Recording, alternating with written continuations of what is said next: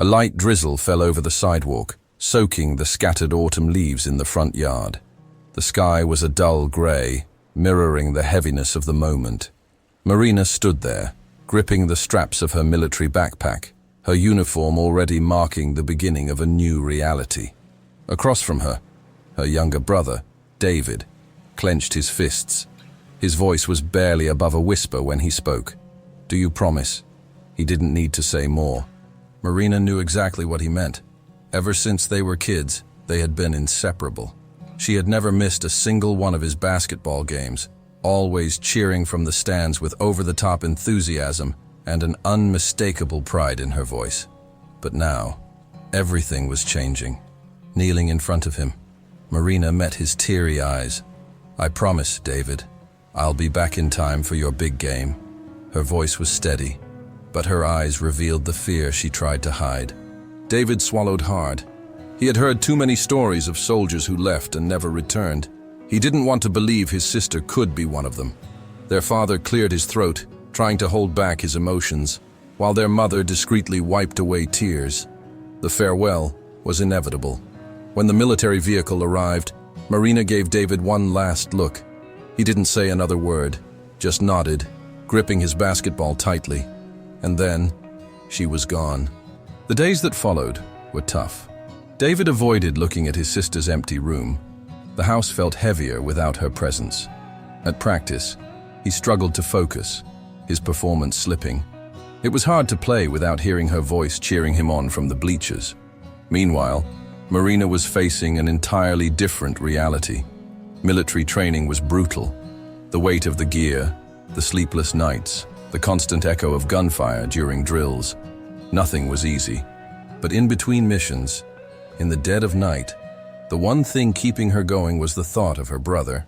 Every night before sleeping, she repeated to herself, "I promised, I will come back." But time passed, and war did not follow promises. 2 years later, the big game was finally approaching, the day David had been waiting for. But Marina still hadn't come home, and David was starting to lose hope. The sun beat down mercilessly on the desert terrain. The weight of her gear dug into her shoulders, her muscles screaming in protest. Marina had lost count of the days. The missions blurred together. Long nights, endless marches, sudden ambushes. She had always known war was brutal, but nothing had prepared her for the sheer exhaustion, the deafening gunfire, the moments of sheer terror when she wasn't sure if she would make it to the next day. Still, every time she closed her eyes, she saw David.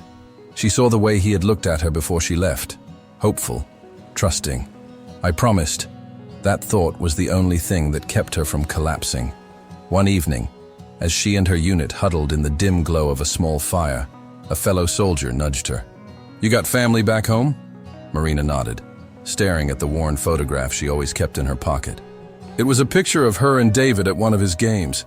His face lit up with excitement, her arm draped over his shoulders. "My little brother. He's everything to me." The soldier smiled faintly. "You'll see him again." Marina wanted to believe that, but war didn't make promises. Meanwhile, back home, David was struggling to move forward.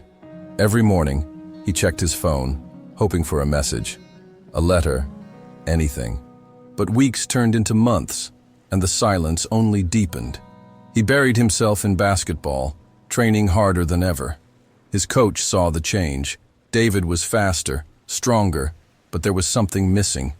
"You're playing like you have something to prove, kid," the coach said after practice one evening. David wiped the sweat from his brow, gripping the ball tightly. "I do."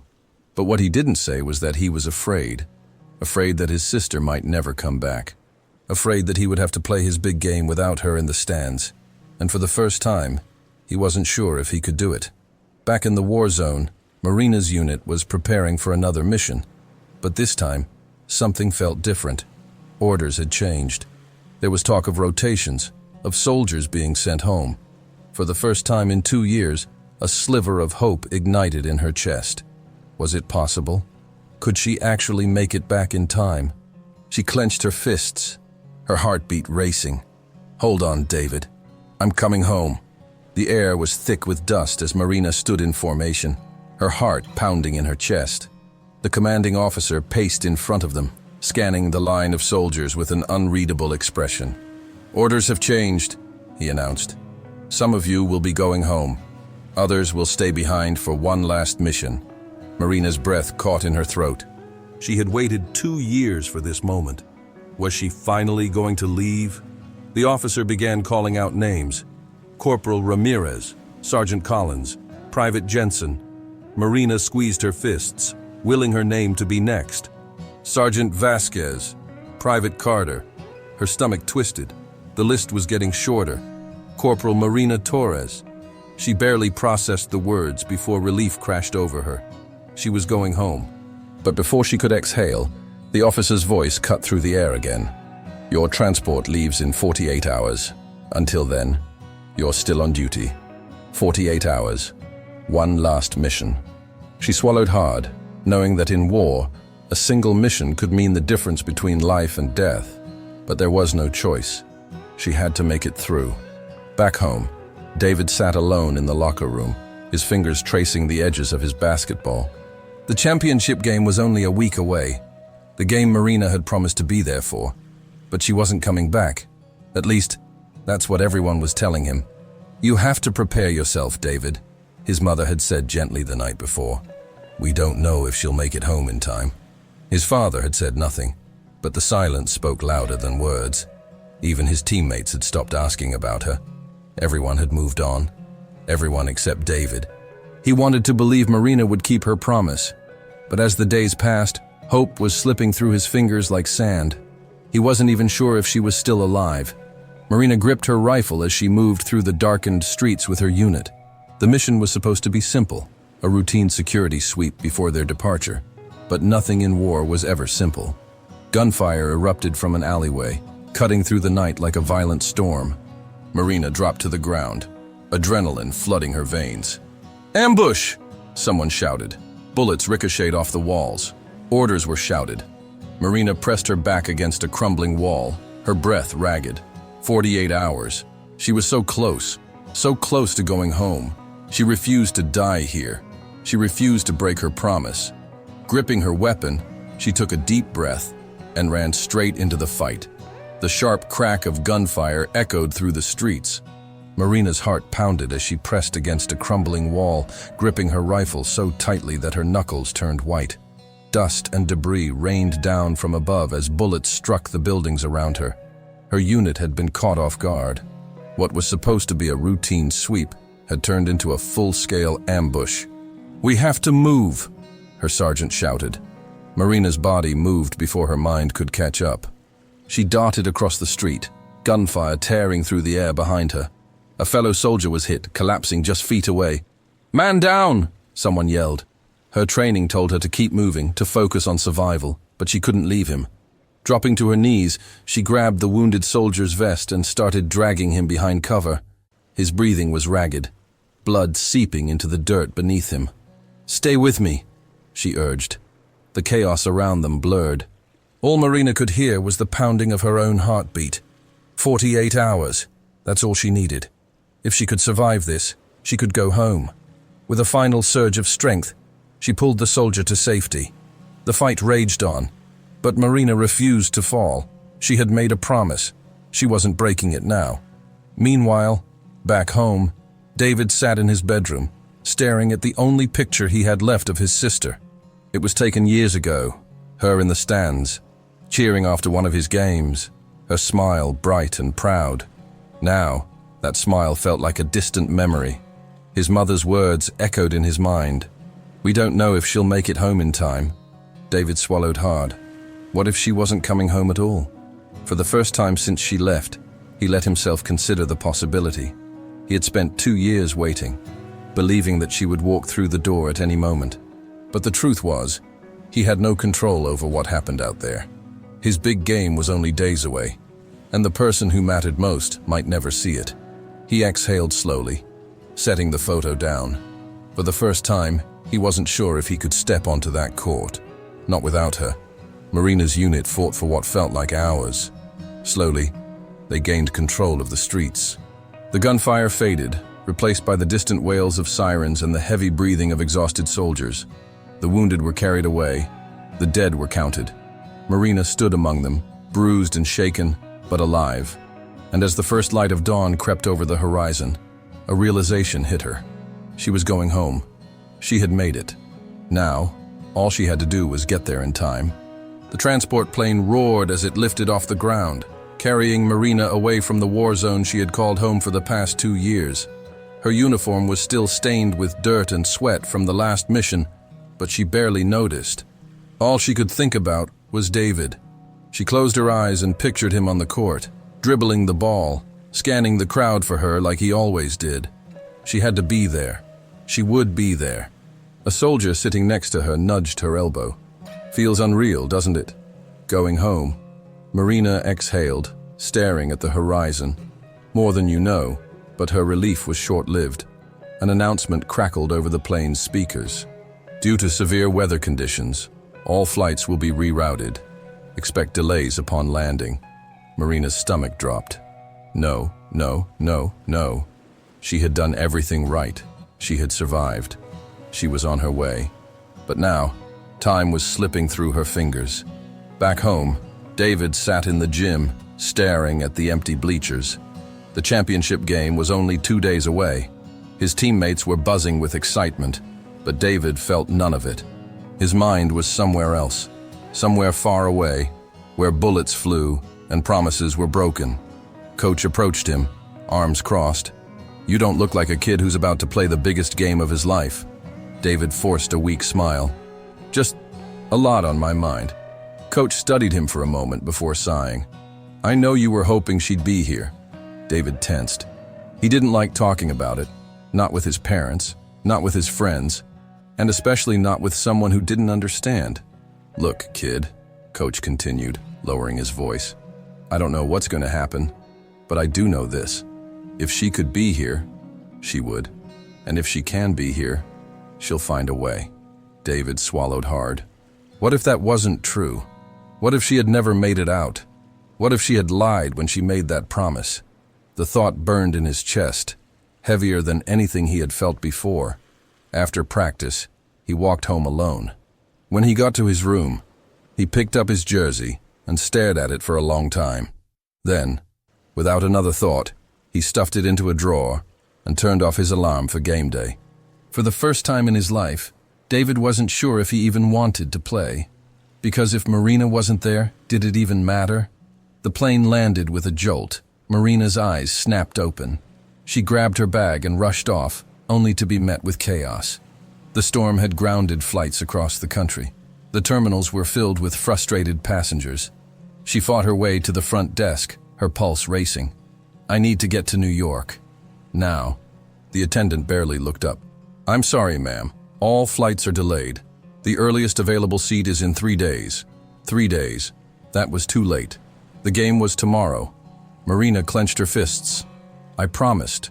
She turned on her phone, desperate, scrolling through maps, train schedules, anything. And then she saw it. A bus. One last bus heading toward New York. It wasn't a direct route. It would be exhausting. She might not even make it in time, but she had to try. Without a second thought, she grabbed her bag and ran. Because she wasn't breaking her promise. Not now. Not ever.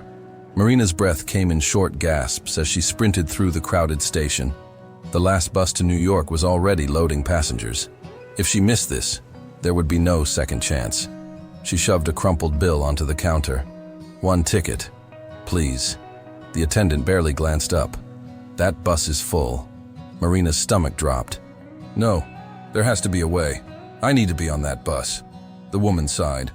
"Unless someone gives up their seat, I can't help you." Marina turned frantically, scanning the passengers.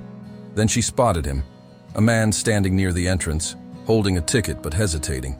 She ran to him. "Sir, are you taking this bus?" He hesitated.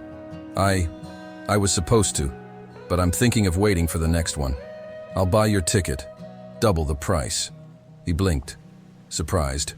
"It's not about the money." "Then let me take your seat, please. My brother's waiting for me."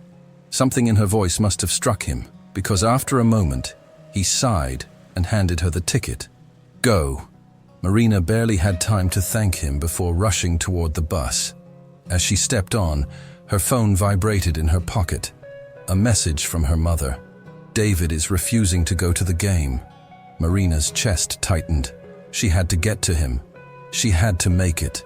David sat on his bed, staring at the wall. The house was quiet, but he could hear the distant hum of the television from the living room. His parents waiting, hoping he would change his mind. But he wouldn't. Not this time. The game was tonight, and he had made his decision. If Marina wasn't going to be there, then he wouldn't be either. A soft knock on the door broke the silence. David. It was his mother. He didn't answer. A moment later, the door opened slightly. Son, I know you're hurting, but if you don't go, you'll regret it. David clenched his jaw. What's the point? His mother sighed, stepping inside. The point is that you made it this far. The point is that she wouldn't want you to give up. David exhaled sharply, gripping the edge of his bed. She's not coming back, Mom. The words were out before he could stop them. For a long moment, his mother just looked at him. Then, she walked over and placed a hand on his shoulder. You don't know that. David swallowed hard, but in his heart, he felt like he did. Marina was gone, and no promise could change that. The bus sped down the highway, but it still felt agonizingly slow. Marina checked her phone. 3 hours until tip-off. She clenched her fists. Come on, come on. Then, red taillights filled the road ahead. Traffic, a massive line of cars stretching as far as she could see. Her heart pounded. She was running out of time. Marina's knee bounced anxiously as the bus sat motionless in traffic. Her phone screen glowed in the dim interior. 2 hours until the game. She gritted her teeth. This isn't happening. Looking out the window, she saw nothing but a sea of brake lights. The highway was at a standstill. She couldn't wait.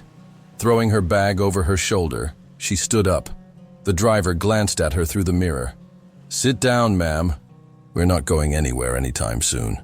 Marina ignored him and pushed toward the exit. Open the door. You can't just get off. Open the door. There must have been something in her voice. Something desperate, unshakable. Because the driver hesitated for only a second before flipping the switch. The doors hissed open. Marina jumped out onto the asphalt and started running. She didn't know how far she was from the city. She didn't care. She just knew she had to move. Each step pounded into the pavement, her legs burning. The weight of her backpack slowed her down, but she refused to stop. Because David was waiting, and she was not breaking her promise. David sat on the couch, arms crossed, staring at the floor. His parents were standing nearby, waiting for him to move, waiting for him to change his mind. But he wasn't going to. The game started in 90 minutes, and his teammates were already warming up.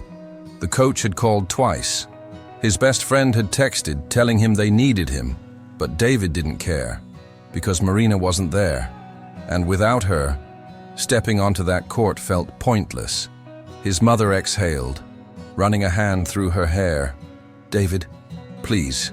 His father, silent all this time, finally spoke. Son, if you don't go, you'll regret it. David let out a humorless laugh. You don't get it. His father nodded slowly. Maybe not, but I do know this. If Marina is out there and she can come home, she'll want to see you playing, not giving up. David's jaw tightened. She's not coming home, Dad. His father didn't argue. Instead, he just stepped back and said quietly, then play for her anyway. Silence filled the room. David felt something crack inside him. For 2 years, he had held on to hope. He had waited, believed, trusted in Marina's promise.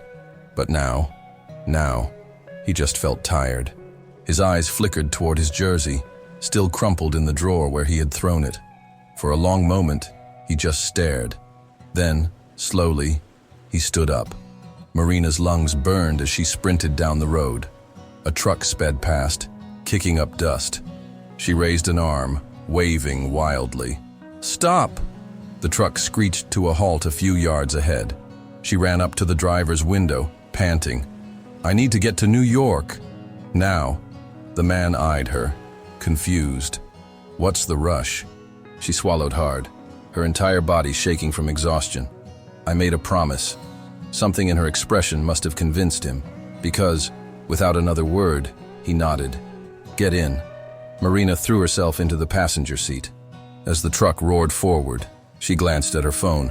1 hour until tip-off. Hold on, David. I'm coming.